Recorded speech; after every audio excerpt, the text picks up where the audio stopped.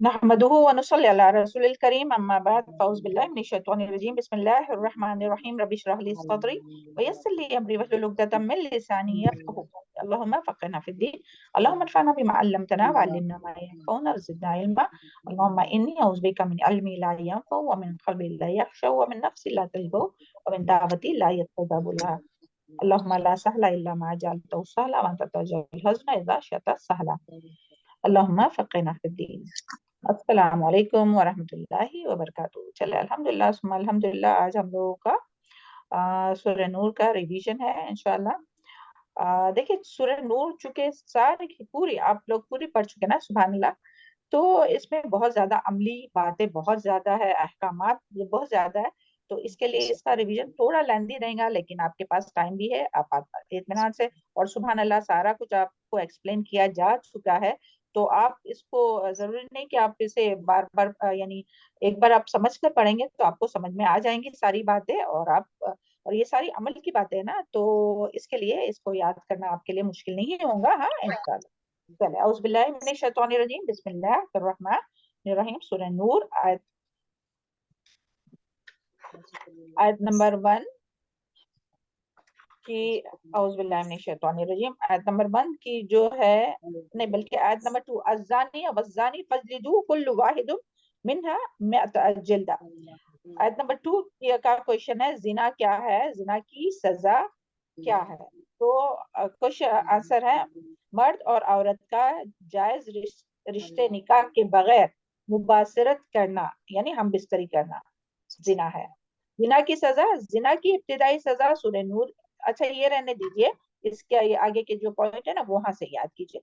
गैर शादीशुदा जानी और जानिया की सजा 100 कोड़े है, 100 कोड़े मारना है और 1 साल की जिलावतनी है, और शादीशुदा जानी और जानिया को रजम किया जाएगा, हदीस से साबित है। और ये यहूद यानी उनके किताब यानी आसमानी किताब में भी यही सजा लिखी हुई है। उसके बाद इसी का नेक्स्ट क्वेश्चन है, इस्लाम में जिना की सजा इतनी सख्त क्यों है?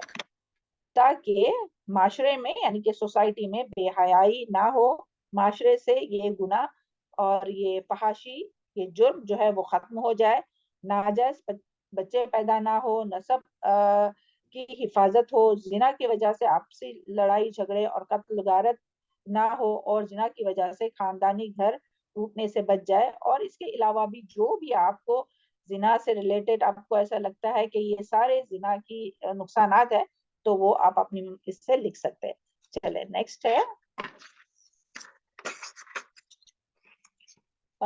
जिना के क्या नुकसानात है, तो इसके 6 पॉइंट्स हमने लिखा है, आपको ये 3 आप उसमें से याद कीजिए। औज़ु बिल्लाहि मिनश शैतानिर रजीम, जिना कबीरा गुनाह है, दलील सूरह बनी इसराइल आयत नंबर 32, वला तक औज़ु बिल्लाहि मिनश शैतानिर रजीम वला तक़रबुज़ ज़िना इन्नहु काना फ़ाहिशतन व साअ सबीला, और जिना के करीब भी मत जाना, वो बहुत बुरा फ़ाइल और बुरा रास्ता है।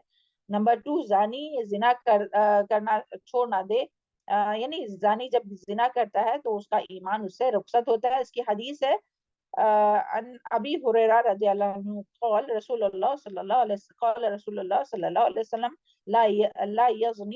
ला यज़नी ज़ानी हीना युज़नीही व हुवा मुमिन, जानी जब जिना करता है तो वो मोमिन नहीं रहता। ये जो है वो बुखारी की हदीस है 6782। नंबर 3 है, जानी को दुनिया में भी अल्लाह ताला की तरफ से सजा मिलकर रहती है, हदीस है। इसकी दलील हजरत अनस रदियल्लाहु अन्हु कहते हैं कि रसूलुल्लाह सल्लल्लाहु अलैहि वसल्लम ने फरमाया, 2 गुनाह ऐसे हैं जिनकी सजा में जल्दी की जाती है और दुनिया में भी दे दी जाती है। नंबर 1 जिना, और नंबर 2 वालिदैन की नाफरमानी। अल्लाह ताला हम सबको माफ फरमाए, कभी अपने वालिदैन की नाफरमानी हुई तो अल्लाह ताला हम सबको माफ फरमाए। नंबर 4, जिस कौम में जिना आम हो जाए उसमें अमवात बढ़ जाती है, यानी कसरत से मौत होती है। तो देखिए कितनी कसरत से मौतें होती है, तो अल्लाह ताला तमाम मुसलमानों को जिना से महफूज रखे। हजरत अब्दुल्ला बिन अब्बास रज़ियल्लाहु अन्हु फरमाते, जिस कौम में खयानत आम हो जाए उनके दिलों में दुश्मन का रौब डाल दिया जाता है, और जिस कौम में जिना आम हो जाए उसमें अमवात की कसरत हो जाती है। मालिक की रिवायत है। نمبر 5 زانی مرد اور عورت قیامت کے دن آگ کے تندور میں ننگے بدن اکٹھا جلائے جائیں گے. اس کی دلیل ہے حضرت عمر عمرو بن جندب رضی اللہ عنہ کی خواب والی روایت. قیامت کے دن زانی عورتوں کی شرمگاہوں سے خون اور پیپ کی نہریں بہیں گی جس کی بدبو سارے جہنمیوں کو تکلیف پہنچائیں گی. اس میں غوطہ کیا جائے گا. یہ خون اور پیپ دنیا میں شراب پینے والوں کو پلائی جائیں گے. مسند احمد کی حدیث. اللہ محفوظ رکھے تمام مسلمانوں کو. نمبر 6 زنا کرنے والوں کی دعا قبول نہیں ہوتی.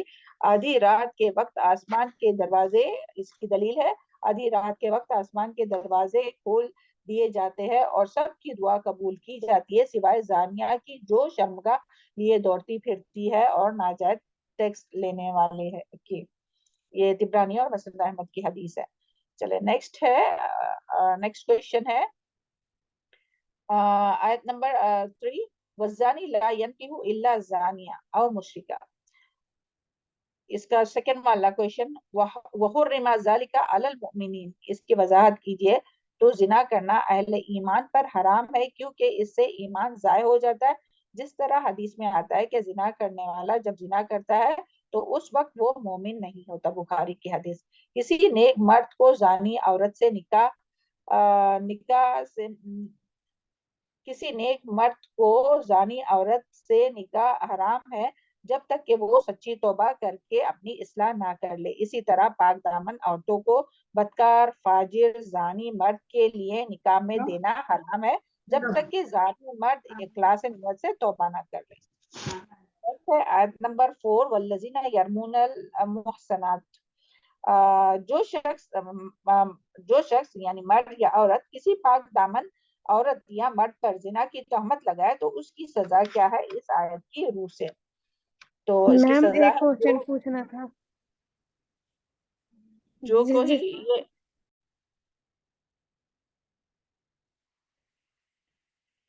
جو کوئی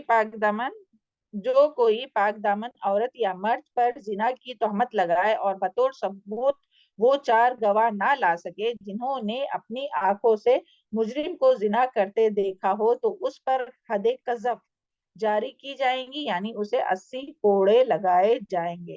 نمبر 2 آئندہ اس کی گواہی قبول نہیں کی جائیں گی.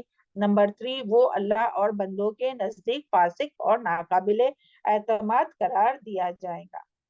پھر نیکسٹ ہے قذف کا کیا معنی ہے. قذف یعنی پھینکنا، زنا کی تہمت لگانا. نیکسٹ کویشچن ہے لیان کا مسئلہ کیا ہے.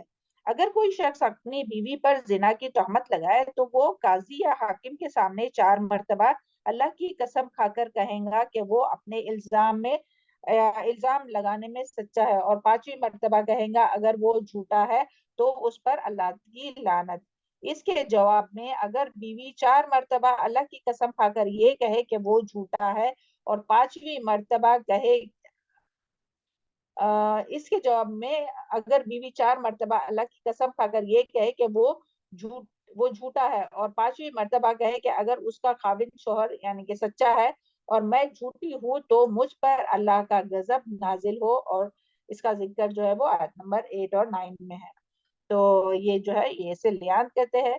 اور قانون لیان کیا ہے تو آنسر ہے اگر کوئی شخص کسی غیر عورت پر تہمت لگائے یعنی زنا کا تو اس کو 4 گواہ پیش کرنے ہوں گے اور اگر اپنی بیوی پر الزام لگائے تو اس کا فیصلہ وہ یعنی اس کے لیے تو وہ گواہی تو نہیں ڈھونڈتے لائیں گا نا کہ 4 لوگوں کو اور دکھائے کہ میری بیوی زنا کر رہی ہے. نہیں، پھر اس کا فیصلہ جو ہے وہ لیان کی صورت میں ہوگا.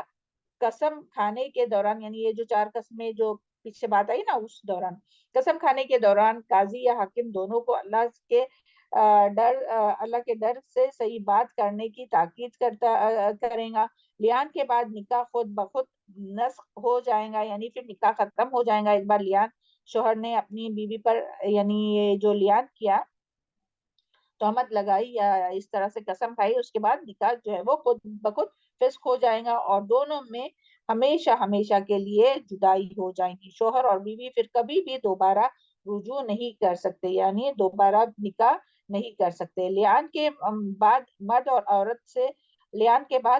عورت سے حق مہر واپس نہیں لیا جائے گا یعنی مرد سے جو ہے وہ عورت حق مہر جو ہے وہ نہیں لیں گی۔ لیان کے بعد دوران عدت عورت کا نام نفقہ مرد کے ذمے نہیں ہوگا۔ پیدا ہونے والے بچے کو عورت یعنی کہ ماں کی طرف منسوب کیا جائے گا۔ بچہ ماں کا وارث ہوگا، ماں بچے کی وارث ہوگی۔ اگر عورت قسم کھانے سے انکار کرے تو اس صورت میں اس پر حد جاری کی جائیں گی، یعنی اس کو رجم کی سزا دی جائیں گے۔ یعنی اگر وہ چوتھی قسم یعنی وہ قسم نہیں کھائے نا کہ نہیں میں میرا شوہر جھوٹا ہے میں سچی ہوں، تو پھر اس کو کیا ہوگا کہ اس کا مطلب اس نے زنا کی، تو اس کا مطلب کہ اس کے اوپر پھر حد جاری کی جائیں گے۔ نیکسٹ ہے ان الذین جاؤ بالعفک عصبۃ منکم۔ تو عفک کے کیا معنی ہے؟ عفک کا معنی ہے کسی چیز کو الٹا دینا، خلاف حقیقت بات کو کچھ سے کچھ بنا دینا، بات کرنا، بہتان لگانا۔ عفک سے مراد وہ واقعہ جس میں منافقین نے حضرت عائشہ رضی اللہ عنہ پر تہمت لگائی تھی، لیکن اللہ تعالیٰ نے حضرت عائشہ کی رضی اللہ عنہ کی برات میں قرآن میں آیات نازل فرمائی اور ان کی پاک دامنی کو ساری انسانیت پر واضح کر دی۔ پھر نیکسٹ ہے آیت نمبر 12، لولا اس سمیعتموہ ظن المؤمنین۔ تو اس میں اچھا گمان کرنے کا کیوں حکم دیا گیا ہے؟ یعنی مومنوں کو اچھا گمان کرنے کا کیوں حکم دیا گیا ہے؟ تو اس کا آنسر ہے حسن ظن، یعنی کہ حسن عبادت میں سے، اچھا گمان کرنا عبادت میں سے ہے۔ بدگمانی کرنا اپنے دل کے خرابی کا ثبوت ہے۔ دوسروں کے بارے میں نیک گمان کرنا اپنی نیک دلی کا ثبوت ہے۔ یعنی جس کا دل خراب ہوگا وہ لوگوں کے بارے میں بدگمانی کرتے رہے گا، جس کا دل صاف ہوگا وہ لوگوں کے بارے میں اچھا ہی گمان رکھے گا۔ اور ایک مسلمان پر دوسرے مسلمان پر حق ہے کہ وہ اس کے بارے میں اچھا گمان رکھے۔ اور پھر نیکسٹ پوائنٹ ہے اس کا، اللہ تعالیٰ نے برے گمان سے منع فرمایا ہے، کیونکہ برا گمان جو ہے وہ گناہ ہے، جس طرح سے سورہ حجرات میں یہ آیت آئی ہے، یا ایھا الذین آمنوا اجتنبوا کثیرا من الظن، سورہ حجرات آیت نمبر 12۔ پھر نیکسٹ کوشچن ہے ایک مسلمان، آیت نمبر 13 کا، ایک مسلمان دوسرے سے کوئی بری بات سنے، بری خبر سنے یا کوئی جھوٹی افواہ سنے تو اس کے اوپر کیا فرض ہے؟ یعنی جو سننے والا ہے تو اس کے اوپر کیا فرض ہے؟ تو اس کا آنسر ہے، اور یہ سب سارے عملی پوائنٹ ہے، کیونکہ دیکھیں یہ ساری باتیں ہوتی ہے اسی لیے، حالانکہ یہ سب باتیں ایسا نہیں کہ بہت امپورٹنٹ ہے ایگزام میں دینے کے لیے، مگر یہ ہمیں یاد رکھنا ہے عمل کے لیے، کیا کہ جب آپ کے سامنے کوئی ایسی بات کرے، کسی کے بارے میں افواہ ہوا ہے، تو ہمیں کیا کرنا چاہیے؟ ان کی باتوں میں نہیں آنا چاہیے، اچھا ایسا کیا اس نے، ہاں ایسا کیا اس نے، ہاں، اور پھر وہ خود سنے اور پھر دوسروں کو بتائے، ایسا نہیں کرنا چاہیے۔ اسی لیے یہ سارے آپ لوگوں کو دیے جا رہے ہیں تاکہ ایک دو بار ریوائز کریں اور اللہ تعالی ہم سب کو عمل کرنے میں آسانی کرے نا، اور اس طرح سے ہم لوگ یعنی کسی کے باتوں میں نہیں آئے، بری باتوں میں۔ تو بری خبر یا بری بات سن کر ایک مسلمان کا فرض ہے کہ وہ سن کر اسے نہ دہرائے، یعنی آگے نہیں کرے، پھر ابھی ایک کان سے سنے اور دوسروں کو پہنچائے، آپ کو پتا ہے کہ وہ ایسا کہہ رہی تھی، اس نے ایسا ایسا کی، اس کا اس کے ساتھ چکر ہے۔ اللہ تعالیٰ معاف فرمائے، بیٹھے بیٹھے توبہ استغفار کیجئے، ہے نا، ہم سب انسان ہیں اور کوتاہی ہوتی ہے، اللہ تعالیٰ ہم سب کے ایسے تمام گناہوں کو معاف فرمائے۔ ایسے کیا کیسے بھی بڑے سے بڑے بھی گناہ ہو تو اللہ تعالیٰ معاف فرمائے، چھوٹے سے چھوٹے بھی ہر گناہ کو معاف فرمائے۔ اللہم انت ربی لا الہ الا انت خلقتنی وانا عبدک وانا علی عہدک ووعدک ما استطعت اعوذ بک من شر ما صنعت ابوء لک ابوء بذنبی فاغفر لی فانہ لا یغفر الذنوب الا انت اللہم اغفر لی وللمؤمنین والمؤمنات والمسلمین والمسلمات والاحیاء منہم والاموات۔ اللہ تعالیٰ ہم سب سے کوتاہی ہو گئی، ہم سب کے تمام گناہوں کو معاف فرما، اور آئندہ سے ہم لوگ کو بہت کانشیس ہو کر بہت اچھی طرح سے زندگی گزارنے کی توفیق عطا فرمائے، اور برائی کو ہر وقت اور ہر جگہ روکنے والا بنائے۔ کبھی برائی کی چرچا دوسروں تک، یعنی برائی کو پھیلانے والا نہیں بنائے، برائی کو روکنے والا بنائے۔ بری خبر دینے والے، نیکسٹ پوائنٹ ہے اس کا، بری خبر دینے والے، افواہ پھیلانے والے سے ثبوت مانگے۔ اچھا ایسا، اچھا آپ کو کیسے معلوم؟ یعنی پوچھے اس سے کہ کیا ثبوت ہے، کیا یہ جو تم بات کر رہے ہو بالکل صحیح ہے اور ایسا ہی ہوا، اس نے ایسا ہی کی ہے، تو اس کا ثبوت مانگے۔ بری خبر دینے والے سے اس کی سچائی کے لیے گواہ کا مطالبہ کرے، یعنی چار عینی گواہ، کوئی کہتا ہے نا کہ ہاں اس کا اس کے ساتھ چکر ہے، تو بولے لاؤ چلو چار گواہ لے کے آؤ۔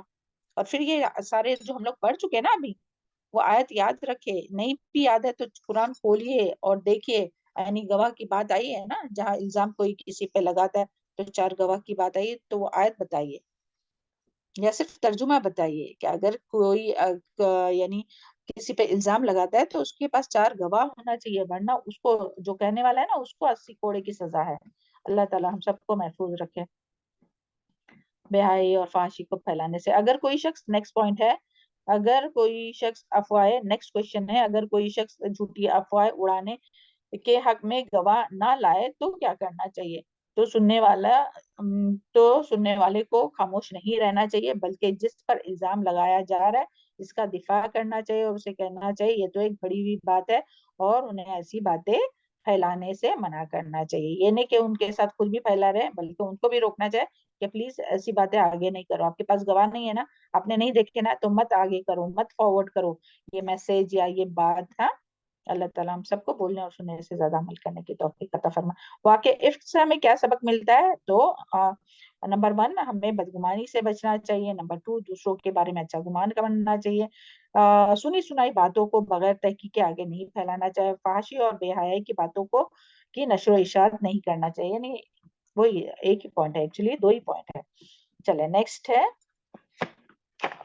آیت نمبر 19, ان الذین یحبون ان تشیع الفاحشہ. تو اس کا کوشچن ہے, تشیع کی وضاحت اشاعت سے ہے کسی چیز کی نشر و اشاعت کرنا, پھیلانا, قوت پانا, کسی کے خلاف الزام پھیلانا. پھر الفاحشہ, فاحشہ عربی زبان میں کئی معنوں میں استعمال ہوتا ہے. بے حیائی بدکاری کے معنوں میں, برے کاموں, جھوٹی خبر کی اشاعت کے معنوں میں, بہتان لگانے کے بارے میں استعمال ہوتا ہے. اور اس آیت میں جو ہے وہ تشیع الفاحشہ جو ہے وہ حضرت عائشہ رضی اللہ عنہ پر تہمت لگانے کے لیے استعمال ہوا. اور فحاشی کی اشاعت کی مختلف صورتیں کیا ہے؟ تو یعنی فحاشی جو ہے نا, کہ فحاشی کو پھیلانے کی مختلف صورتیں کیا ہے؟ تو اس میں کیا ہے, کسی پاک دامن عورت یا مرد پر زنا کا الزام لگانا اور پھر بلا تحقیق لوگوں میں پھیلانا. پھر زنا یہ بھی فحاشی ہے, بے حیائی ہے. یعنی کوئی مرد اگر عورت کے ساتھ بغیر نکاح کے یہ کام کرے, کوئی لڑکا لڑکی کے ساتھ بغیر نکاح کے یہ کام کرے تو یہ بے حیائی ہے, تو یہ کیا ہے, فحاشی ہے. پھر لواطت, مرد کا مرد کے ساتھ خواہش پوری کرنا, اللہ کی لعنت ہے جو قوم لوط کا عمل کے مرتکب ہو, اور لواطت کی سزا قتل ہے. پھر صحاق, عورت کا عورت سے تعلق قائم کرنا, ہم بستری کرنا عورت کے سامنے. پھر اسی طرح حیوانات سے خواہش پوری کرنا. دیکھیں شیطان انسان کو کہاں تک گرا دیتا ہے کہ یہ نہیں کہ زنا کر رہا ہے انسان, بغیر نکاح کے غلط کام کر رہا ہے, پھر اور اس سے بھی نہیں پورا ہوا تو پھر اب مرد مرد کے ساتھ اور عورت عورت کے ساتھ, پھر اس سے بھی نہیں تو اور شیطان نے بہکایا. یعنی دیکھیں کس کس طرح سے انسان بہکتے ہیں اور کس کس طرح سے شیطان بہکاتا ہے. تو پھر جانوروں سے وہ لگتا ہے. اللہ تعالیٰ حال پہ رحم فرمائے تمام انسانوں کے, اور تمام انسانوں کو شیطان مردود کے وسوسے سے محفوظ رکھے. حدیث ہے, رسول اللہ صلی اللہ علیہ وسلم نے فرمایا, اگر تم دیکھو کہ کوئی شخص حیوان پر جا پڑا ہے تو اس کو بھی اور اس حیوان کو بھی مار ڈالو. ترمذی کی حدیث ہے. شوہر اور بیوی کے بیڈ روم کی باتوں کو دوسروں سے شیئر کرنا, یہ بھی کیا ہے, فاحشہ میں آتی ہے, فحاشی کی اشاعت میں. یعنی جو کچھ بیڈ روم میں ہسبینڈ وائف کر رہے ہیں اس کو دوسروں تک بتانا. پھر پھر نیکسٹ ہے, فحاشی کی نشر و اشاعت پھیلانے میں آج کیا کیا باتیں آئیں گی؟ تو عورتوں کا بند سور کر اپنی زینت کا اظہار کرتے ہوئے مردوں کے سامنے جانا.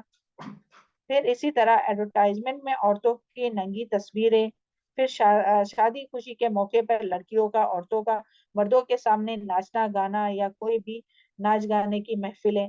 پھر لڑکے اور لڑکیوں کا 1-to-1 بیس پر باتیں کرنا, چاہے پھر وہ آمنے سامنے بیٹھ کے ہو, چاہے ٹیلی فون پر ہو, چاہے چیٹ. تو یہ ساری چیزیں سوشل میڈیا پہ. اور پھر اسی طرح تھیٹر, ٹی وی, ڈراما اور یہ ساری چیزیں وغیرہ جو شہوت انگیز جو پروگرام اور فلمیں ہوتی ہیں, یہ ساری چیزیں. پھر نیوز پیپر, میگزین جس میں فحاشی پھیلانے والے لٹریچر ہوتے ہیں. پھر اسی طرح میوزک جو جذبات کو ابھارنے والے ہوتے ہیں. دیکھیں جب گانا سنتا ہے نا انسان تو وہ اس کے اندر نفاق پیدا ہوتا ہے اور وہ بڑھتے رہتا ہے. اور پھر انسان کیا حرکت کرتا ہے کہ جو اللہ تعالیٰ کی نافرمانی کے کام ہے وہ سارا کچھ کرتا ہے۔ پھر اسی طرح فحاشی پھیلانے والوں کو دنیا اور آخرت میں کیا عذاب ہے؟ تو نمبر 1 دنیا کی سزا، حدیث میں آتا ہے کہ جب کسی قوم میں فحاشی پھیل جاتی ہے تو اللہ تعالیٰ ایسے امراض پیدا کر دیتا ہے جو ان کے پہلوں میں نہیں تھی۔ تو دیکھیں یہ ساری فحاشی یعنی صرف زنا نہیں، یہ ساری چیزیں فحاشی ہے۔ تو اب دیکھیے کہاں کہاں ہم لوگوں سے مسٹیک ہو رہی ہے۔ اللہ تعالیٰ ہم لوگوں کے حال پر رحم فرمائے اور ہم لوگوں کو محفوظ رکھے ان تمام باتوں سے، تمام، صرف ہمیں نہیں بلکہ اپنی اولادوں کو، قیامت تک آنے والی نسلوں کو، مسلمانوں کے مستقبل کو فحاشی سے اللہ تعالیٰ محفوظ رکھے، اور تمام اللہ تعالیٰ کے عذاب سے اور اللہ تعالیٰ کی ایسی جو امراض ہے کہ جو فحاشی کی وجہ سے ہوتے ہیں اس سے محفوظ رکھے۔ پھر اس کے ساتھ سب کچھ ہوتے ہوئے بھی دل کو سکون اور چین اٹھ جاتا ہے، یہ بھی عذاب کی ایک شکل ہے۔ پھر آخرت کا عذاب کیا ہے؟ لہم عذاب علیم، ان کے لیے عذاب علیم ہے، دردناک عذاب ہے۔ تو بس یہاں تک لکھے۔ نیکسٹ ہے آیت نمبر 21، یا ایھا الذین آمنوا لا تتبعوا خطوات الشیطان۔ اس آیت میں اللہ تعالیٰ نے مومنوں کو کس کام سے اور کیوں منع کیا ہے؟ تو لا تتبعوا خطوات الشیطان، اس آیت میں اللہ تعالیٰ نے مومنوں کو شیطان کی پیروی کرنے سے منع فرمایا۔ اللہ تعالیٰ ہم سب کو حفاظت فرمائے، ہم سب کی بھی، ہم سب کے اولادوں کی بھی، اور تمام مسلمانوں کی، قیامت تک آنے والی اپنی ذریت کی حفاظت فرمائے، شیطان مردود کے قدموں کی پیروی کرنے سے محفوظ رکھے ہم لوگوں کو۔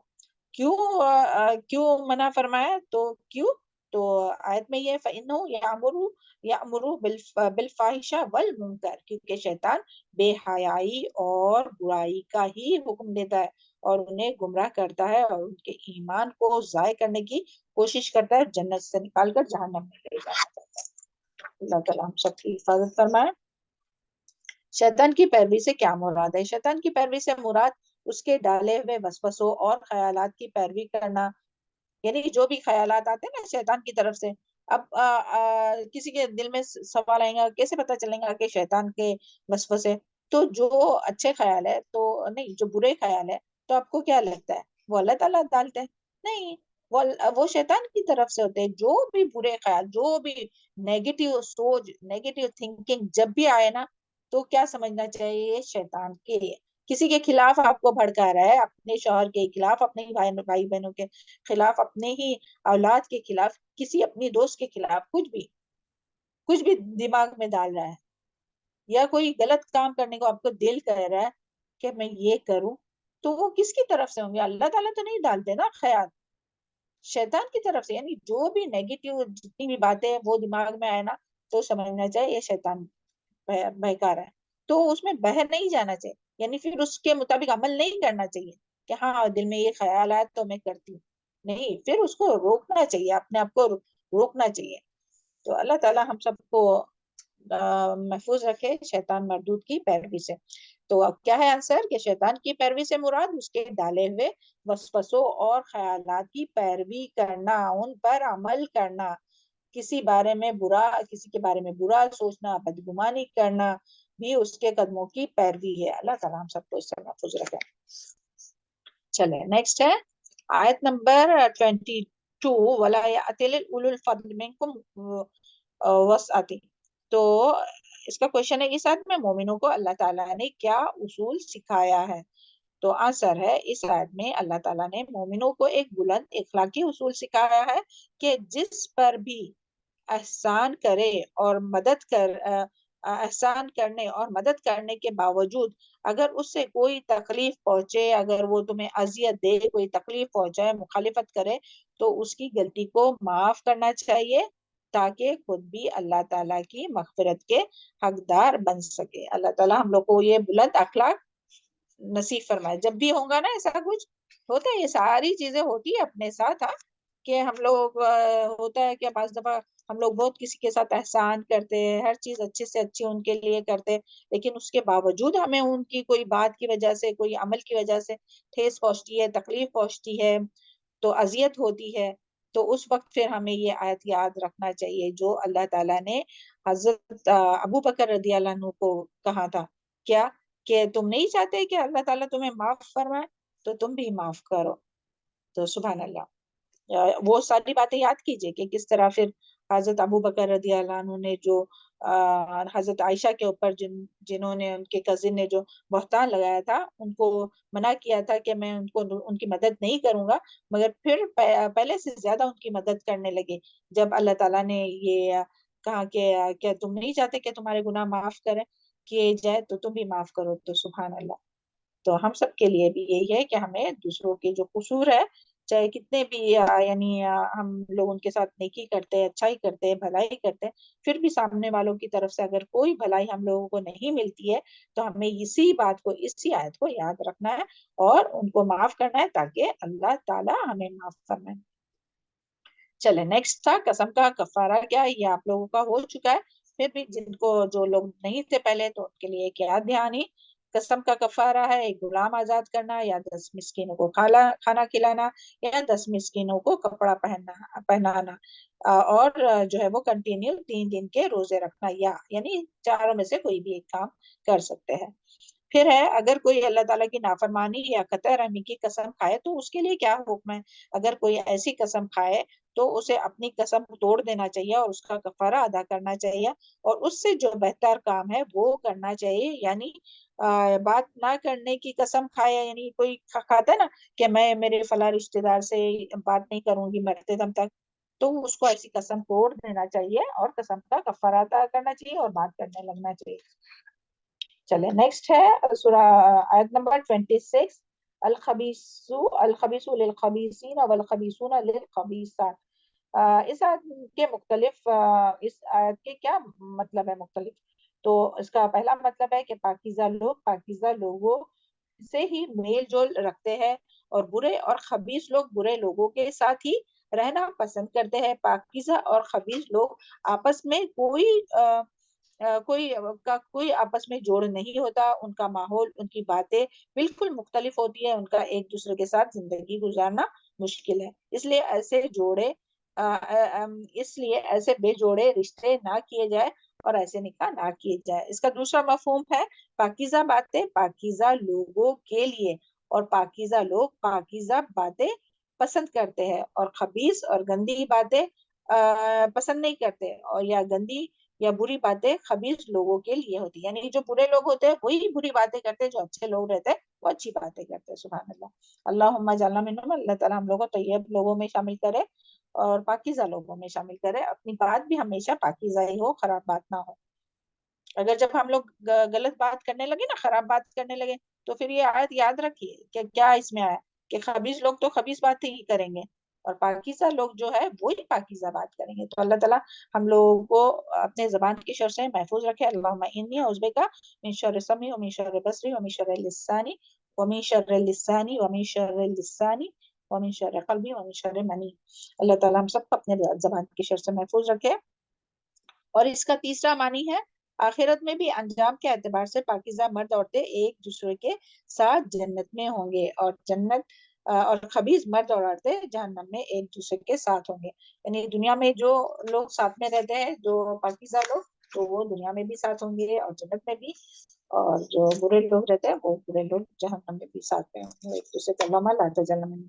اس کے بعد آیت نمبر 27 ہے یا ایھا الذین آمنوا لا تدخلوا بیوتا غیر بیوتکم حتی تستأنسوا. اس کا کوشچن ہے دوسروں کے گھروں میں اجازت لے کر جانے یا داخل ہونے کے کیا فائدے ہیں.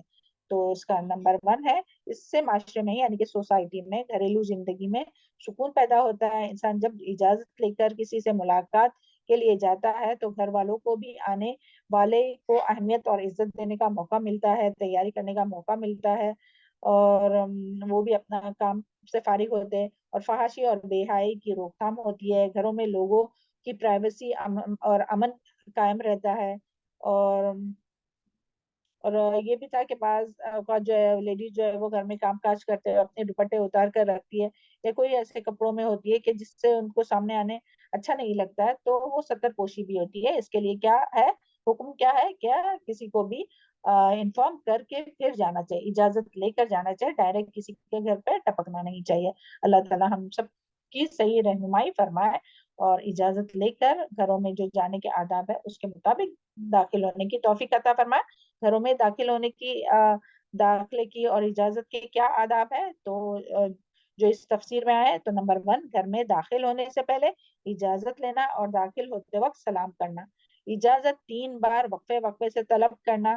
گھر والے اگر مشغول ہے تو فارغ ہو جائے اور اجازت مل جائے تو ٹھیک، اور اگر اجازت نہیں ملے تو بغیر برا مانے بغیر ناراض ہوئے واپس جانا چاہیے. یعنی پتہ ہے اندر کوئی ہے لیکن کوئی اجازت نہیں دے رہا ہے یا کچھ رپلائی نہیں کر رہا ہے یا ڈور نہیں کھول رہا ہے تو پھر کیا کرنا چاہیے؟ اس کو واپس جانا چاہیے اور برا بھی نہیں ماننا چاہیے، کیونکہ ہو سکتا ہے وہ کوئی ایسے ہی کام میں ہو کہ جس میں وہ نہیں پسند کرتا ہو کہ وہ کوئی گھر میں ان کے آئے اس وقت.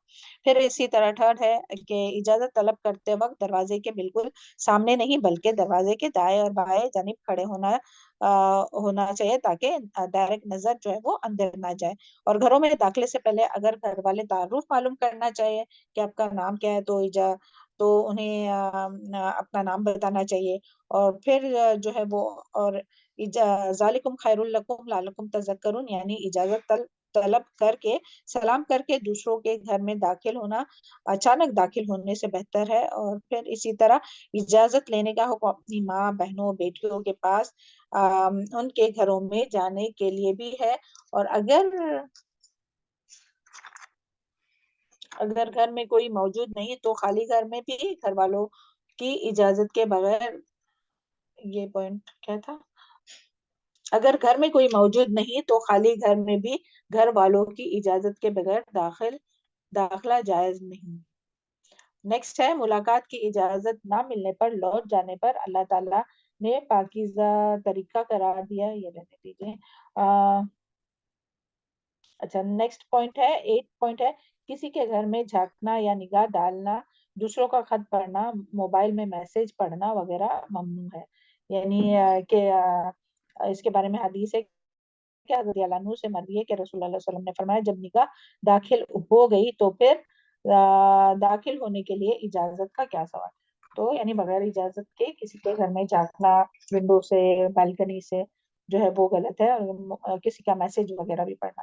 تو اللہ تعالیٰ ہم سب کی رہنمائی فرمائے. اور اجازت مانگنے کے لیے کیا، یعنی ابھی تو سبحان اللہ موبائل فون یہ سب آ گیا ہے تو ہم لوگ فون کر کے بھی پوچھ سکتے ہیں کہ آپ فری ہے کیا، ہم آ سکتے ہیں کیا. تو اس طرح سے اجازت لے کر پھر گھر میں جو ہے وہ سلام کر کے داخل ہونا چاہیے. چلے نیکسٹ ہے کل اللہ تعالیٰ جو کچھ ہم لوگ سنتے ہیں اور پڑھتے ہیں قرآن اور حدیث سے، اللہ تعالیٰ ان باتوں کو اپنے سینوں میں جذب کرائے اور اسے یاد رکھا ہے اور ہم لوگوں کو اس کے مطابق عمل کرنا آسان کر دے. کل للمؤمنین یغضوا من ابصارہم ویحفظوا فروجہم. آیت نمبر 30 اس کا کوشچن ہے یغضوا سے کیا معنی ہے؟ غین ضاد جھانکنا، نیچے جھکانا، نیچے کرنا، کسی چیز کو کم کرنا یا پست کرنا اور بچا کر رکھنا. اس کا کوشچن ہے اس آیت میں اللہ تعالیٰ نے مومن مردوں کو کیا حکم دیا ہے؟ تو آنسر ہے اس آیت میں اللہ تعالیٰ نے مومن مردوں کو روح کی پاکیزگی اور مسلم معاشرے کی پاکیزگی اور فحاشی کے روک تھام کے لیے احکامات دیے ہیں. یعنی پوائنٹ نمبر 1 ہے مومن مردوں کو حکم ہے کہ وہ اپنی نگاہ جھکا کر رکھے، نظر نیچی رکھے، یعنی وہ عورتوں کو نظر بھر کر نہ دیکھے اور بری اور شہرت کی نظر سے نہ دیکھے، شہوت کی نظر سے نہ دیکھے. حدیث ہے ہر دین کی ایک خصلت ہوتی ہے اور اسلام کی خصلت حیا ہے. پوائنٹ نمبر 2 ہے اگر بغیر ارادہ کسی غیر محرم پر نظر پڑ جائے تو فوراً اپنی نظر ہٹا لو، یہ نہیں کہ گھورتے ہی رہے یا بار بار دیکھتے رہے، تو اس کی اجازت نہیں ہے. کیونکہ اس کے بارے میں حدیث آتی ہے کہ جریر بن عبداللہ بجلی رضی اللہ عنہ سے روایت ہے کہ میں نے نبی کریم صلی اللہ علیہ وسلم کے اچانک نظر کے بارے میں پوچھا تو آپ صلی اللہ علیہ وسلم نے حکم دیا کہ اچانک نظر کے بارے میں پوچھا تو آپ صلی اللہ علیہ وسلم نے حکم دیا اپنی نظر کو ہٹا لو. یعنی اچانک اگر کسی عورت کے اوپر نظر پڑتی ہے تو کیا ایسا نہیں کہ دیکھتے ہی رہے بلکہ نظر ہٹا دو. تیسرا ہے کہ ایک دفعہ اگر کسی عورت پر نظر پڑ جائے تو معاف ہے، لیکن جہاں انسان کشش محسوس کرے تو نظر بازی آنکھوں کا زنا ہے، وہاں پھر نگاہ دوڑانا بدکاری ہے. نبی صلی اللہ علیہ وسلم نے اس طرح کی نظر بازی کو بدکاری قرار دیا ہے جس کی حدیث ہے انسان اپنے تمام حواس سے زنا کرتا ہے، دیکھنا آنکھوں کا زنا ہے، ناجائز مقاصد کے لیے چلنا پاؤں کا زنا ہے. بدکاری کے یہ سارے کام پورے ہو جاتے ہیں تو شرمگاہ اس کی تکمیل کر دیتی ہے یا तरदीद कर देती है या तकमील कर देती है या तकमील करने से रह जाती है। बुखारी और मुस्लिम की हदीस है। नेक्स्ट है, इस्लाम में नजरों पर इतना पहरा क्यों है? इस्लाम में ये जो है ना कि नहीं देख सकते और एक ही बार एक से दूसरी बार नहीं देखना, तो इस्लाम में नजरों पर इतना पहरा क्यों है? तो इसका आंसर है क्योंकि अल्लाह ताला कयामत के दिन हर एक से उसके कान, आंख, दिल के मुतालिक सवाल करेगा कि इनसे क्या काम किए। इन समा वल बसरा वल फुआदा कुल्लु उलाइका काना अन्हु मसऊला। अब सूरह बनी इसराइल आयत नंबर 36। फिर सेकंड है इसका,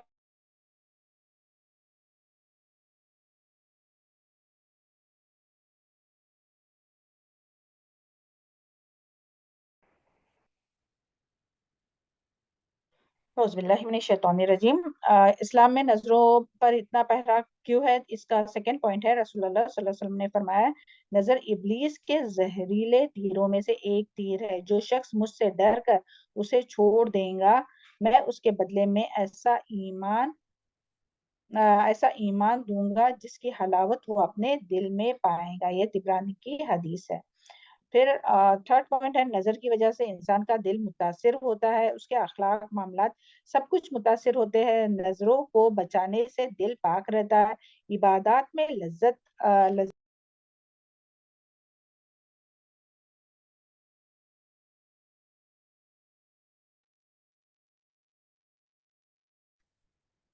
जो अल्लाह ताला, थर्ड पॉइंट है, नजर की वजह से इंसान का दिल मुतासिर होता है, उसके अखलाक, मामलात सब कुछ मुतासिर होते हैं। नजरों को बचाने से दिल पाक रहता है। इबादत में लज्जत होती है। जो अल्लाह की रजा के खातिर कोई चीज छोड़ देता है तो अल्लाह ताला उसे बेहतरीन चीज अता करता है। नंबर 4, जिना से बचने के लिए निगाह की हिफाजत जरूरी है, क्योंकि जिना के अमल में निगाह मेन गेट का काम करता है।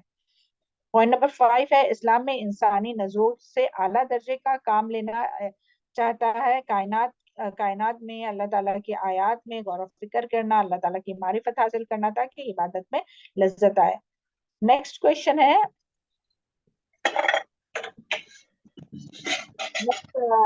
आयत है आयत नंबर 31, कुल लिल मुमिनाती यगुद्दू मिन अबसारिहिन्ना फुरूजहन। इसका क्वेश्चन है, इस आयत में औरत को के पर्दे की क्या शरई अहकाम बताए गए हैं? तो आंसर है, मोमिन औरतों को हुक्म है कि वो अपनी निगाहें झुकाए रखे, बेबाक नजरों से मर्दों को ना देखे।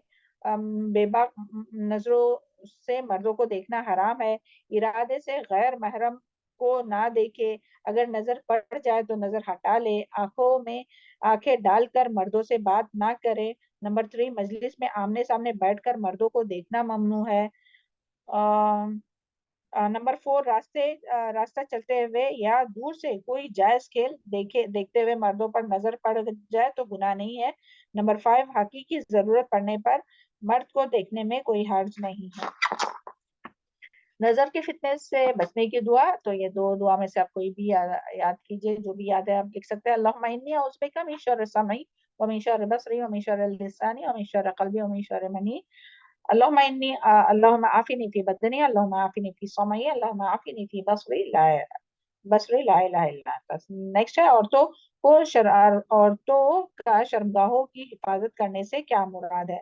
तो आंसर है, अपना सतर खोलने से परहेज करें। औरतों का सतर पूरा जिस्म है, सिर्फ चेहरे और पंजों तक छोड़कर। औरतों को हुक्म है कि वो इतना बारीक और टाइट कपड़ा ना पहने कि जिससे उसका जिस्म नुमाया हो। क्योंकि देखिए, ये जब हम लोग सुनते हैं ना तो हम लोग को ऐसा लगता है कि हाँ, हम लोग तो ऊपर अबाया पहनते हैं ना, तो मगर अबाया भी इतना टाइट नहीं होना चाहिए कि जिससे अपना शेप नजर आए। तो अल्लाह ताला हम सबकी रहनुमाई फरमाए। हाँ। और इसके बारे में हदीस में क्या आया है? तिबरानी की हदीस है, आखिरी जमाने में ऐसी औरतें होंगी जो कपड़े पहनेंगी फिर भी नंगी होंगी। उनके सर बख्ती ऊँटों के कोहन जैसे होंगे। उन पर अल्लाह की लानत होंगी। और फिर नेक्स्ट है, नाजायज शहवत। सेकंड पॉइंट क्या है कि नाजायज शहवत रानी ना करे। شرمگاہ کی حفاظت کرے، زنا سیاق یعنی عورتوں کا عورتوں سے تعلق، جن سے تعلق، یہ حرام ہے. اور زانیہ کی سزا کے بارے میں حدیث لکھیے تو قیامت کے روز زانیہ عورتوں کی شرمگاہوں سے خون اور پیپ کی نہریں بہیں گی، جس سے بدبو سارے جہنمیوں کو تکلیف پہنچائیں گی. نمبر آیت نمبر 31 وَلَا يُبْدِينَ زِينَتَهُنَّ إِلَّا مَا ظَهَرَ. زینت سے کیا مراد ہے، اور یہاں عورتوں کو کیا حکم دیا ہے اللہ تعالیٰ نے؟ تو زینت سے مراد بناؤ سنگار اور خوبصورت نظر آنے کے لیے عورتیں جو چیز استعمال کرتی ہے تو وہ سب زینت میں آئے گا. فار ایگزامپل جویلریز ہو، میک اپ ہو، مہندی ہو، ہیئر اسٹائل ہو، یہ ساری چیزیں جو ہے وہ، اور جو بھی خوبصورت کپڑے پہنتی ہے رنگ برنگی جو بھی ہے، تو وہ بھی کیا ہے، سب زینت ہے. تو یہ ساری جو ہم لوگ ڈیٹیل میں تفصیل ہو چکی ہے الحمدللہ، اس کے لیے ہم سارے بات نہیں ابھی بتا رہے ہیں. عورتوں کے چہرے پر عورتوں کے چہرے اور زینت کی دوسری چیزوں کو عورت کا پورا بدن چھپانے کا حکم ہے. عورتوں کے اندر فطری خواہش ہوتی ہے کہ وہ خوبصورت نظر آئے، تو اسلام نے اسے روکا نہیں ہے. اسے اپنے گھر میں اپنے شوہر اور صرف اپنے محرم رشتہ داروں کے سامنے زینت کا اظہار کرنے کی اجازت دی ہے، لیکن نامحرم رشتہ داروں اور اجنبیوں کے سامنے زیب و زینت کے اظہار کی اجازت نہیں ہے. مسلمان عورتوں کو بناؤ سنگار کا اظہار کرتے ہوئے گھر سے نکلنا منع ہے. اس کی دلیل، تو اس کی دلیل یہ سورہ احزاب کی آیت نمبر 59 ہے. یہ ساری چیزیں ہم لوگوں کو کب یاد رکھنی ہے؟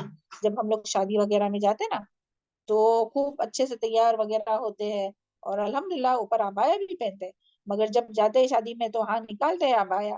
تو لیکن ایسی جگہ کے جہاں صرف لیڈیز ہے تو اس جگہ میں آپ عبایا نکالے تو کوئی بات نہیں، مگر اگر لیڈیز کے ساتھ ساتھ جینٹس بھی ہے تو ایسی جگہ پر پھر ہم لوگ عبایا نہیں نکال سکتے. تو دیکھیں اس کی دلیل سورہ احزاب میں آیت نمبر 59 میں، یا ایھا النبی قل لازواجک وبناتک ونساء المؤمنین یدنین علیہن من جلابیبہن ذلک ادنی ان یعرفن ولا یؤذین وکان اللہ غفور الرحیم. آپ صرف ترجمہ لکھ سکتے ہیں، اے نبی صلی اللہ علیہ وسلم کہہ دیجئے اپنی بیویوں سے، اپنی بیٹیوں سے اور عورتوں سے، مومن اور عورتوں سے، کہ مومن کے کہ وہ لٹکائے اپنے اوپر اپنی چادروں میں سے یہ قریب تر ہے کہ وہ پہچان لی جائے، پھر وہ نہ ایذا دی جائے، اور اللہ بہت بخشنے والا اور نہایت رحم کرنے والا ہے. اور یہ جو جلباب جو ہے نا، وہ ایسے اس کپڑے کو کہتے ہیں کہ جو سر سے ہو کر پورا نیچے آتا ہے، جس سے چہرہ بھی ڈھانکا جاتا ہے. تو یہاں جلباب کے بارے میں اللہ تعالیٰ نے فرمایا. اور اس کا نیکسٹ ہے الا ما ظہر منہا، سے کیا مراد ہے؟ تو اس سے مراد زینت جو خود بخود ظاہر ہو جائے، ارادہ اور کوشش سے نہ ہو. جسم کا کوئی حصہ جس کو چھپانا، پردہ کرنا ممکن ہو، آنکھوں کا ظاہر ہونا، کوئی چیز اوپر کوئی چیز پکڑاتے وقت ہتھیلیوں کا ظاہر ہونا، یا جو ہاتھ میں پہنی ہے انگوٹی وغیرہ وہ نظر آنا، یا چادر یا اسکارف جو عورت جسم پر ہو، یعنی اپنے ڈھانکنے کے لیے جو ڈالتی ہے، جو عبایا ہو یا اسکارف ہو، تو وہ بھی خوبصورت ہوتا ہے، تو اس کا دکھائی دینا. تو یہ سب چیزیں اس میں آئیں گی، الا ما ظہر منہا. اور پھر ہے نیکسٹ ہے آیت نمبر 31 وَلْيُضْرِبْنَ بِخُمُرِهِنَّ عَلَى جُيُوبِهِنَّ. خمار کسے کہتے ہیں؟ تو خمار اس چادر یا اوڑھنی کو کہتے ہیں جس سے سر اور سینہ ڈھاکا جائے. حضرت عائشہ رضی اللہ عنہ فرماتی ہے کہ جب یہ آیت نازل ہوئی تو مدینہ کی عورتوں نے اپنے تہبند یعنی موٹے کپڑا پھاڑ کر اس کی اوڑھنیاں بنا لی. اب ایک نیکسٹ کوشچن تھا، ستر اور حجاب میں کیا فرق ہے؟ تو ستر اور حجاب میں یہ فرق ہے کہ ستر اس میں عورت کا ہاتھ اور منہ شامل نہیں، اور محرم مردوں کے سامنے وہ صرف ساتر لباس پہنے ہوئے جا سکتی ہے. دیکھیں اس کو سمجھنا بہت ضروری ہے. یہ جو ستر کور رہنا چاہیے نا، تو یہ کس کے سامنے؟ کہ جو محرم اپنے رشتہ داروں کے سامنے جو ہے ہم لوگ ساتر لباس میں جا سکتے ہیں، یعنی کہ اپنا ہاتھ اور پیر کور نہیں ہے اور باقی پورا جسم جو کور ہے. تو ایسے اس میں ہم لوگ اپنے محرم رشتہ داروں کے سامنے جا سکتے ہیں. اور حجاب کیا ہے؟ حجاب ستر سے زائد ہے، اس میں منہ اور ہاتھ بھی ڈھانپ لیے جاتے ہیں، اور غیر محرم مردوں کے سامنے عورت حجاب میں جا سکتی ہے. اور اس میں کہ باڈی کا شیپ اور وہ بھی نمایاں نہیں ہونا چاہیے، یعنی عبایا اگر پہنا بھی ہے تو اتنا ٹائٹ نہیں ہونا چاہیے کہ وہ باڈی کا شیپ جو ہے وہ نمایاں ہو، حجاب میں بھی تو ایسا نہیں ہونا چاہیے۔ تو اللہ تعالیٰ ہم سب کو سن کر عمل کرنا بہت آسان کرے اور ہم سب کی صحیح رہنمائی فرمائے۔ چلے نیکسٹ ہے آیت نمبر 31، ولا یضربن بارجلہن، یہاں مومن عورتوں کو کیا آداب بتائے جا رہے ہیں اور کیوں؟ مومن عورتوں کے لیے راستے پر چلنے کے آداب بتائے جا رہے ہیں۔ دیکھیں سبحان اللہ، ہر بات اللہ تعالیٰ نے بتا دی ہے اپنے کلام کے ذریعے کہ کس طرح سے عورت گھر میں رہیں گی، اس کا گھر کا لباس کیا ہوگا، اس کا باہر کا لباس کیا ہوگا، کہ گھر میں جب کوئی آ جا رہا ہے تو کس طرح سے اپنے سر کو کور کریں گی اور اپنی یعنی سر کو کور کریں گی، اپنے سینے کو کور کریں گی، اور پھر گھر سے نکلتے وہ کس طرح سے کور ہوں گی، اور راستے پہ کس طرح سے چلیں گی۔ سبحان اللہ، مومن عورتوں کے لیے راستے پر چلنے کے آداب بتائے جا رہے ہیں۔ عورتیں زمین پر پیر مارتے ہوئے نہ چلے جس کی وجہ سے ان کی چھپی ہوئی زینت ظاہر ہو جائے، جیسے پیروں کی پازیب، اونچی ہیلز والی سینڈل، ٹک ٹک کرنے والی، سب کو اٹریکٹ کرتے ہیں، سب کو اٹریکٹ کرتی ہے، اور پھر اترا کر مٹک مٹک کر چلنا کیٹ واک، تو وہ اس سے بھی منع کیا گیا ہے۔ پھر اسی طرح عورتیں کو تیز پھیلنے والی خوشبو لگا کر باہر نہیں نکلنا چاہیے کہ جس سے دوسرے افراد تک پہنچے۔ اس کے بارے میں حدیث کیا ہے کہ ہر آنکھ بدکار ہے، اور عورت جب عطر استعمال کر کے مجلس یعنی کہ کے پاس سے گزرے تو وہ بھی ایسی ہے، یعنی کہ وہ بھی بدکار ہے۔ تو اس کے لیے کیا ہے کہ یعنی ایسی خوشبو اندر اگر کیا رہتا ہے کہ یعنی اندر اپنے باڈی پر اگر لگائے نا وہ خوشبو تو الگ بات ہے، لیکن کپڑوں پر کہ جس سے باہر وہ خوشبو آ رہی ہے تو وہ نہیں لگا سکتے۔ عورتوں کو راستوں کے درمیان چلنا منع ہے، اس کے بارے میں بھی حدیث ہے، حدیث رہنے دیجیے، یہ ہم بس یہ پوائنٹ یاد رکھیں۔ اور پھر اسی طرح مومن عورتوں کو راستے پر شرم و حیا کے ساتھ چلنا چاہیے، جس کی دلیل سورہ القصص آیت نمبر 25 میں ہے۔ اللہ تعالیٰ کا ارشاد ہے کہ اتنے میں ان دونوں عورتوں میں سے ایک آئی، یعنی کہ موسیٰ علیہ السلام کی طرف شرم و حیا سے چلتی ہوئی۔ تو اور اس کے بارے میں حدیث بھی ہے، حضرت انس سے روایت ہے کہ رسول اللہ صلی اللہ علیہ وسلم نے فرمایا جس چیز میں بھی حیا ہوتی ہے وہ اسے عیبدار، بے حیائی ہوتی ہے وہ اسے عیبدار بنا دیتی ہے، اور جس چیز میں حیا ہوتی ہے وہ اسے زینت عطا کرتی ہے۔ بخاری کی حدیث ہے 6102۔ چلیں نیکسٹ ہے آیت نمبر 32، وَأَنكِحُوا الْأَيَامَ مِنكُمْ وَالصَّالِحِينَ۔ تو اس کے بارے میں ہے کہ ایامہ کسے کہتے ہیں؟ ایامہ یعنی کہ ائمہ کی جمع ہے، یعنی ایسی عورتوں کو، ائم کی جمع ہے یعنی ایسی عورت کو کہتے ہیں جن کا کوئی شوہر نہ ہو، چاہے وہ کنواری ہو یا شادی شدہ ہو، یعنی کہ بیوہ یا مطلقہ ہو، اور بغیر بیوی والے مرد کو بھی یہ لفظ استعمال کیا جاتا ہے، یعنی کہ ایامہ۔ پھر اس آیت میں کیا حکم دیا گیا ہے؟ تو اس آیت میں اللہ تعالیٰ نے اسلامی معاشرے کے ان افراد کی طرف توجہ دلائی ہے جہاں توجہ نہیں دی جاتی، ان کے ولی اور سرپرستوں کو ان کے نکاح کرانے کا حکم دیا جا رہا ہے تاکہ جنسی خواہش جو کہ ایک فطری خواہش ہے اس کی تسکین حلال طریقے سے ہو سکے اور فحاشی اور بے حیائی سے بچ سکے۔ یہ حکم تمام آزاد مرد چاہے وہ سنگل ہو یا یعنی چاہے وہ مرد ہو یا عورت ہو، سب کے لیے، اور نیک اور ایماندار ازواجی زندگی کی ذمہ داری اٹھانے والے غلام اور لونڈیوں کے لیے ہے۔ اس آیت میں اس آیت سے کیا بات پتہ چلتی ہے؟ تو یہاں انکحو نکاح کراؤ کا لفظ آیا ہے، یعنی نکاح کر لو نہیں کہا گیا۔ اس سے پتہ چلتا ہے کہ ولی کی سرپرستی کی، یعنی ولی کی سرپرستی کی ذمہ داری ہے کہ وہ نکاح کرائے اپنے بیٹی، اپنی بہن کا، اپنے بیٹیوں کا، اپنی بہنوں کا۔ یہ ولی کی اجازت ضروری ہے، اور کوئی لڑکی گھر سے بھاگ کر گھر والوں کی اجازت کے بغیر کورٹ میرج وغیرہ یا اس طرح سے بھاگ کر نکاح نہیں کر سکتی۔ یہ نکاح باطل ہے، اور یہ نکاح نہیں زنا ہے۔ تو کیا بات پتہ چلی کہ نکاح کے لیے ولی کا جو ہونا ہے وہ ضروری ہے، یعنی جو گائیڈنس ہے نا تو ان کا ہونا ضروری ہے۔ جس طرح سے یہ حدیث آئی ہے قال رسول اللہ صلی اللہ علیہ وسلم ولا نکاح الا ولی، ولی کے بغیر نکاح نہیں. ابو داؤد کی حدیث ہے 2083. پھر اسی طرح کیا نکاح کرنا واجب ہے؟ نہیں، نکاح کرنا مستحب ہے، مگر استطاعت رکھنے کے لیے کرنے والوں کے لیے یہ سنت موقدہ ہے. اس سے اعراض کرنے والوں کے لیے سخت وعید ہے. یعنی جو نکاح کر سکتا ہے، جوان ہے اور وسعت والا ہے، لیکن وہ نکاح نہیں کرتا، تو اس کے لیے کیا وعید ہے کہ قول رسول اللہ صلی اللہ علیہ وسلم النکاح سنتی فمن رغب عن سنتی فلیس منی. نکاح میری سنت ہے، جو شخص میری اس سنت سے منہ موڑے اس کا مجھ سے کوئی تعلق نہیں. اور پھر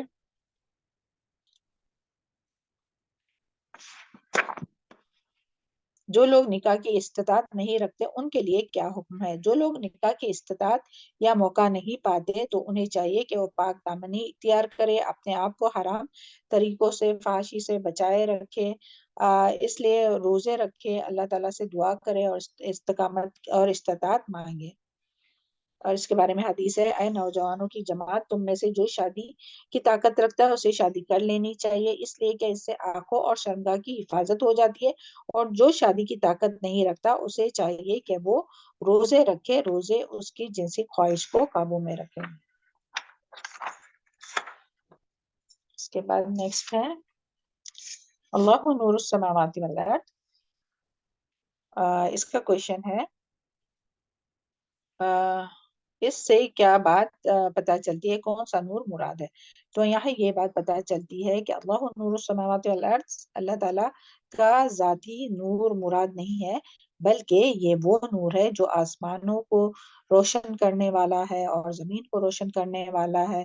اس کا معنی یہ ہے کہ اللہ تعالیٰ نے آسمانوں اور زمین میں ایسی چیزیں پیدا کی ہے جو آسمان اور زمین کو روشن کرنے والی ہے، منور کرنے والی ہے. جیسے کہ یعنی مادی جو یہ چیزیں یعنی جو اللہ تعالیٰ کی بنائی ہوئی سورج، چاند، ستارے، اور جو مصنوعی روشنی ہے، ٹیوب لائٹ، بلب وغیرہ، یہ سب حصی نور جس کو پیدا کرنے والا اللہ تعالیٰ ہے. یعنی تمام جو نور کو جو پیدا کرنے والا کون ہے؟ اللہ تعالیٰ. اس کے علاوہ ایک اور نور ہے جو اللہ تعالیٰ بیان کر رہے، اور وہ نور ہے مومن کے دل میں جو مومن کے دل میں پیدا ہوتا ہے. وہ نور ہے نور ہدایت، ہدایت کا نور، ایمان کا نور، اسلام کا نور، اللہ کے دین کا نور. یہ نور اللہ تعالیٰ کے یہ نور اللہ تعالیٰ جس کے دل میں پیدا ہے وہی دل منور ہوتا ہے اللہ کے نور کے ساتھ. سبحان اللہ. اور اللہ تعالیٰ اور پھر نیکسٹ ہے اس آیت سے ہمیں کیا، اس آیت سے ہمارے لیے کیا سبق ہے؟ ہمیں تکبر اور تعصب اور حد درمی کو چھوڑ کر خالص ہو کر قرآن کی تعلیمات کو حاصل کرنا ہے اور ان تعلیمات سے فائدہ اٹھا کر اپنی اصلاح کرنی ہے، اپنی ذات کو عملی نمونہ بنانا ہے، قرآن کی تعلیمات کے ذریعے خود بھی روشن ہونا ہے اور دوسروں تک بھی اس روشنی کو، اس نور کو پھیلانا ہے، اپنے ماحول کو روشن کرنا ہے. قرآن کا نور پانے کے لیے سب سے پہلے ہمیں اپنے دل کی صفائی کرنا ضروری ہے، اور پھر بھرپور کوشش کرنا ہے، گناہوں سے توبہ استغفار کرنا ہے، اللہ تعالیٰ کی نافرمانیوں سے بچتے رہنا ہے، اور نور کو حاصل کرنے کے لیے اللہ تعالیٰ کے نور کو یعنی قرآن کے نور کو حاصل کرنے کے لیے کوشش کرنا ہے، اور اللہ تعالیٰ کے نور کو حاصل کرنے کے لیے اضافے کے لیے دعا بھی کرنا چاہیے. ربنا اتمم لنا نورنا واغفر لنا انک علی کل شیء قدیر. پھر ہے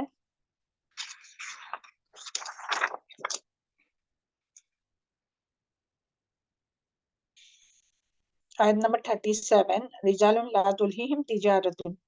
تو تلہیہم کی وضاحت لام ہا واو ہر اس چیز کو کہتے ہیں جو انسان کو اس کے اصل مقصد سے ہٹا دے، جو عبادت کو بھلا دے اور اللہ سے دور کر دے. اللہ تعالیٰ ہم سب کو اس سے محفوظ رکھے ہے نا. اللہ کے نور کی طرف اللہ کے نور کی طرف ہدایت پا لینے والوں کی اس آیت میں کیا صفات بیان کی گئی ہے؟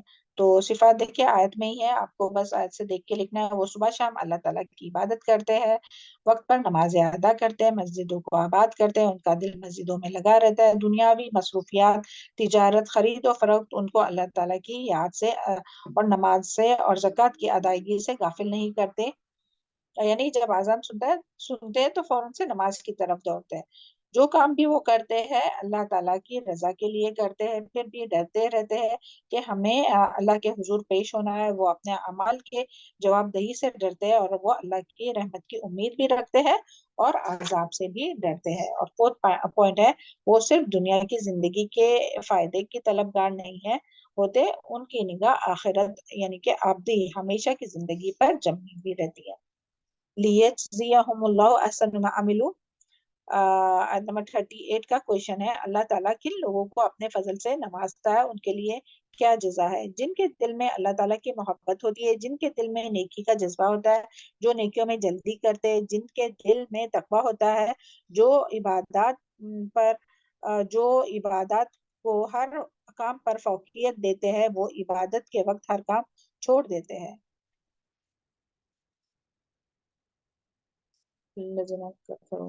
نیکسٹ ہے سراب کیا ہے؟ سراب چمکتی ریت کو کہتے ہیں جو دور سے سورج کی روشنی کی وجہ سے چلتے ہوئے پانی کی طرح نظر آتی ہے۔ اور اس آیت میں کس کی مثال دی گئی ہے؟ تو اس آیت میں عام کافروں اور منافقوں کی مثال دی گئی ہے جو بظاہر نیکی یا تقویٰ کا ڈھونگ کرتے ہیں، لیکن حقیقت میں وہ مومن نہیں ہوتے، انہوں نے وہ خود ہی اپنا دین اکھڑ لیا ہوتا ہے۔ بس یہاں تک بھی لکھیں گے تو بس ہے، یعنی منافق ہوتے ہیں اپنی اون سے عبادت کرتے ہیں۔ نیکسٹ ہے آیت نمبر 48، وَإِذَا دُعُوا إِلَى اللَّهِ وَرَسُولِهِ۔ ان آیات میں کن لوگوں کا ذکر ہے؟ ان آیات میں منافقوں کا ذکر کیا جا رہا ہے جو صرف زبان سے ایمان کا دعویٰ کرتے ہیں، لیکن ان کے دلوں میں کفر ہوتا ہے، اسلام اور مسلمانوں کے خلاف دشمنی اور بغض رکھتے ہیں، وہ اللہ تعالیٰ کے احکامات کو نہیں مانتے۔ نیکسٹ ہے مردن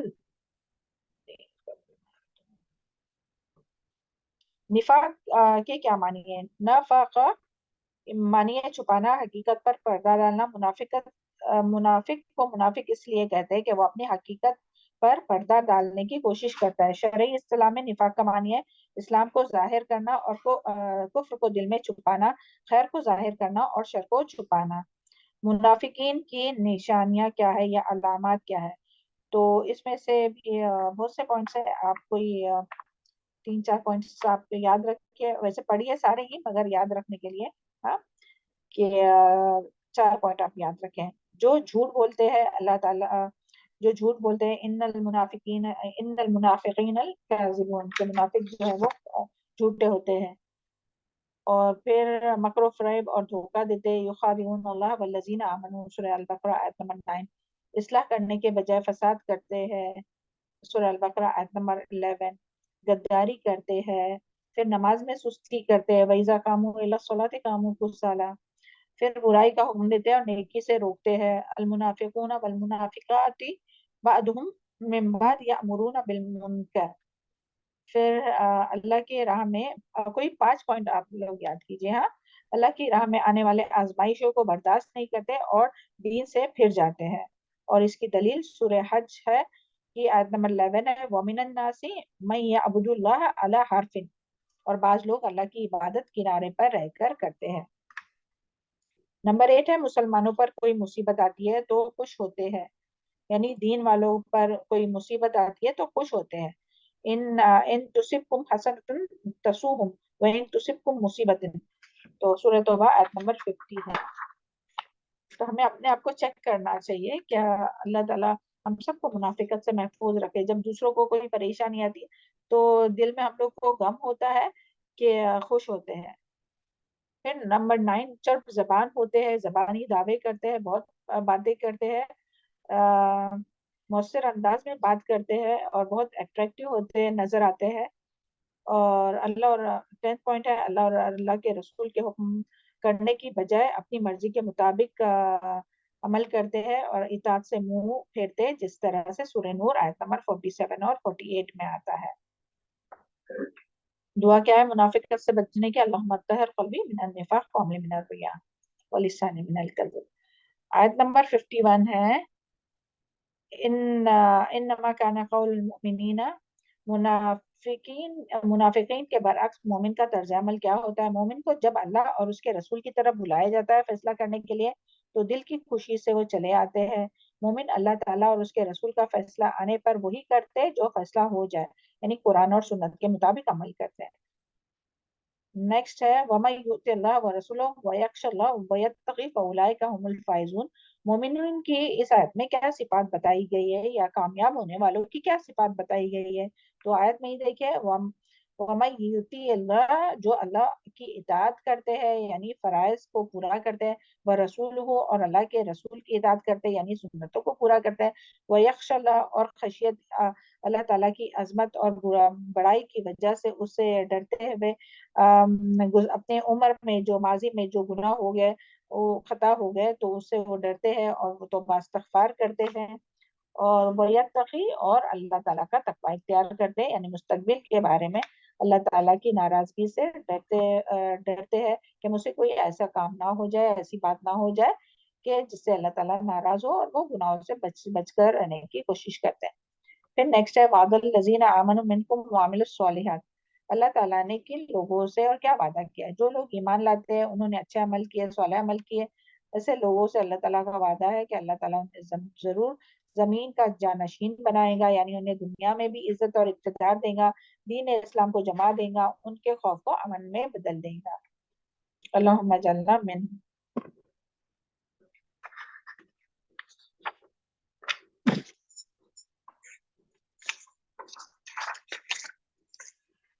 नेक्स्ट है व अकीमुस्सलात व आतु ज़कात व आतिउ रसूल लअल्लकुम तुरहमून। आयत नंबर 59। अल्लाह ताला की रहमत हासिल करने के लिए क्या चीजें जरूरी है? तो नंबर 1 व अकीमुस्सलात, नंबर 2 व आतु ज़कात व आतिउ रसूल, सुन्नत के मुताबिक अमल करना। सुन्नत रसूल, नबी करीम सल्लल्लाहु अलैहि वसल्लम की सुन्नत को फॉलो करने की यानी सुन्नत के मुताबिक अमल करने के क्या फायदे हैं? तो इसमें भी बहुत से पॉइंट्स है, आप सिर्फ पॉइंट लिखिए, अगर यानी दलील नहीं भी लिखेंगे तो कोई बात नहीं। तो सबसे पहला फायदा ये है कि अल्लाह ताला की रहमत नसीब होती है, जिसकी दलील ये है वो आती और रसूल लअल्लकुम तुरहमून। फिर सेकंड, अमाल जाय नहीं होते, आमिलतुन नासिबत तुस्ला नारुन हामिया, यानी जो सुन्नत के मुताबिक अमल नहीं करते उनके अमाल जाय होते, जो सुन्नत के मुताबिक अमल करते हैं उनके अमाल जाय नहीं होते। और इसकी दलील ये है कि या अय्युहल्लज़ीना आमनू अतीउल्लाह व अतीउर रसूल वला तुब्तिलू अमालकुम। फिर नंबर 3 है गुनाहों की मगफिरत और अल्लाह ताला की मोहब्बत नसीब होती है। कुल इन कुंतुम तुहिब्बूनल्लाह फत्तबिऊनी युहिब्बकुमुल्लाह व यगफिर लकुम ज़ुनूबकुम वल्लाहु गफूरुर रहीम। सूरह आल इमरान आयत नंबर 31। फिर काफी जमानत है या वादा है, वमन युति अल्लाह व रसूलहु व यख्शल्लाह व यत्तकी फउलाइका हुमुल फाइजून। सूरह नूर आयत नंबर 52। फिर जन्नत की खुशखबरी है, जो शख्स अल्लाह और उसके रसूल की इताअत करेगा अल्लाह ताला ऐसे बागों में दाखिल करेगा जिनके नीचे नहरें बहती है, जहां वो हमेशा रहेंगे, और यही सबसे बड़ी कामयाबी है। सूरह निसा आयत नंबर 30। फिर नेक्स्ट क्वेश्चन है, ये सारे फायदे किसके हैं? जो सुन्नत के मुताबिक अमल करते हैं उसका ये अजर है। अल्लाह ताला हम लोग को हर अमल खालिस अल्लाह ताला की रजा के लिए और सुन्नत के मुताबिक करने की तौफीक अता फरमाए अपने मरते दम तक। और अल्लाह ताला हम सबको शिर्क और बिदात और रियाकारी से महफूज रखे, और हम सबको हर अमल खालिस अल्लाह की रजा के लिए, अल्लाह ताला के चेहरे के दीदार के लिए करने वाला बनाए, और उसमें कोई किसी का भी हिस्सा ना रख अपने नेक अमाल में। नेक्स्ट है वैजा बलगल, ये रहने दीजिए।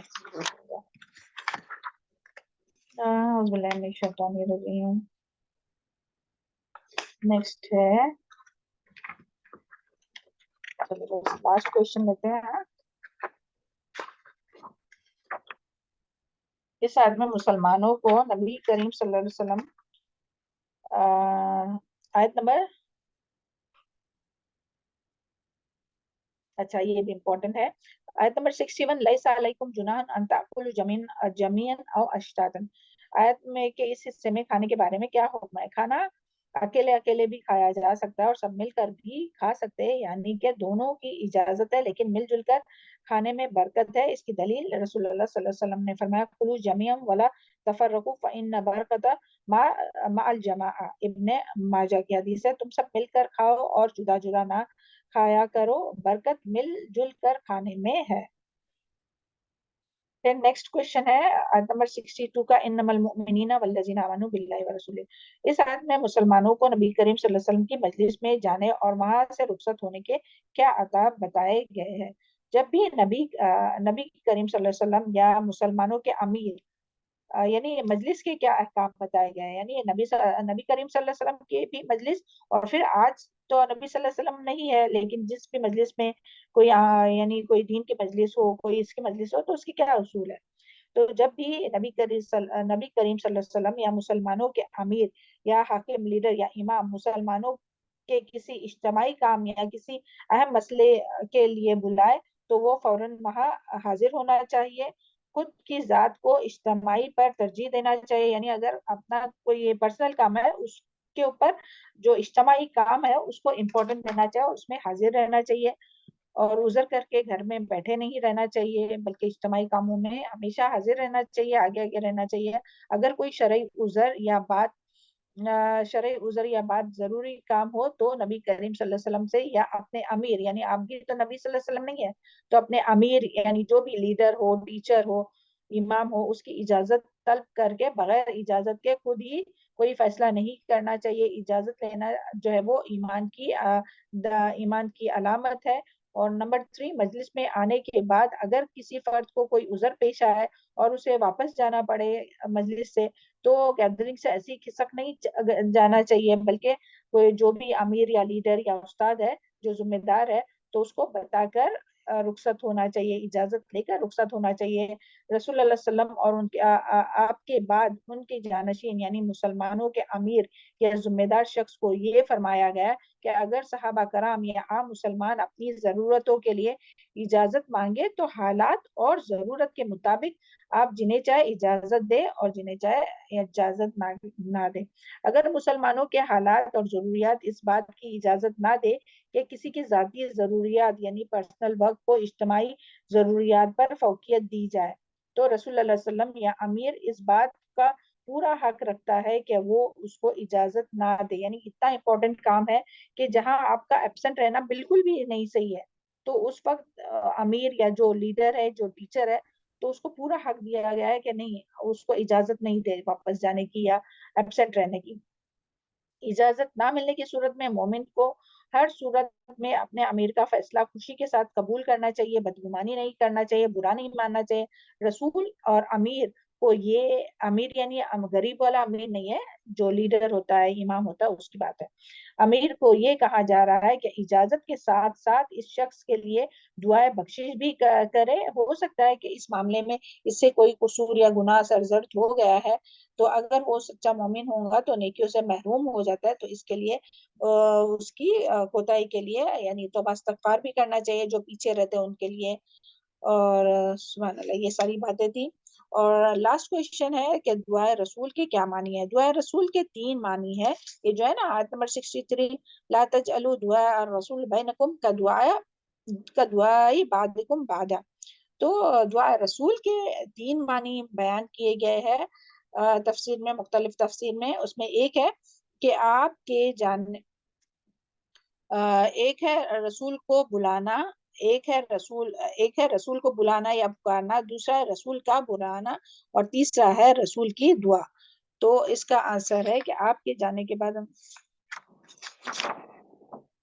یہ آنسر آپ نے کمپلیٹ نہیں کیا. ایک سیکنڈ، ہم اپنے نوٹ سے دیکھتے ہیں.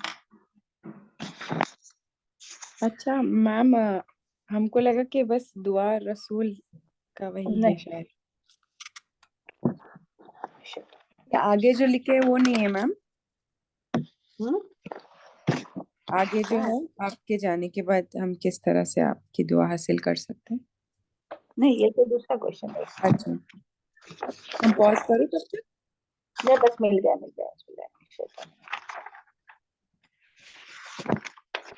اچھا نہیں تو پاز کیجیے.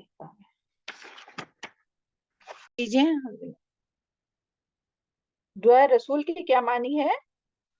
تو اس کا آنسر ہے دعائے رسول کے 3 معنی ہے. رسول اللہ صلی اللہ علیہ وسلم کو بلانا یعنی کہ پکارنا، نمبر 2 رسول کا بلانا، نمبر 3 رسول کی دعا. تو اس آیت کا مطلب ہے کہ رسول اللہ صلی اللہ علیہ وسلم کو پکارنا عام آدمیوں کے ایک دوسرے کو پکارنے کی طرح نہ سمجھو، رسول اللہ صلی اللہ علیہ وسلم کو اپنے نام ان کے نام سے نہ بلاؤ، جیسے تم آپس میں ایک دوسرے کو نام سے پکارتے ہو، نام سے بلاتے ہو۔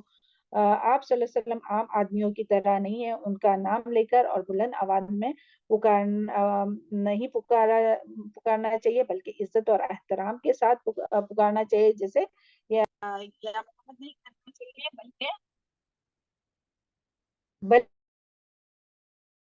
ایسا کہنا چاہیے۔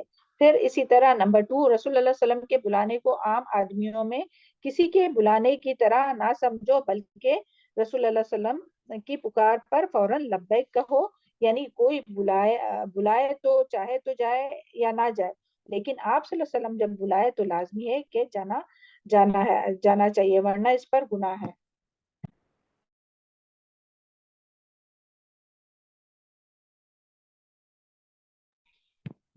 چلے نیکسٹ ہے، رسول اللہ علیہ وسلم کی دعا کو عام آدمیوں کی دعا نہیں سمجھنا چاہیے، یعنی آپ کی دعا کو اپنے لیے سعادت اور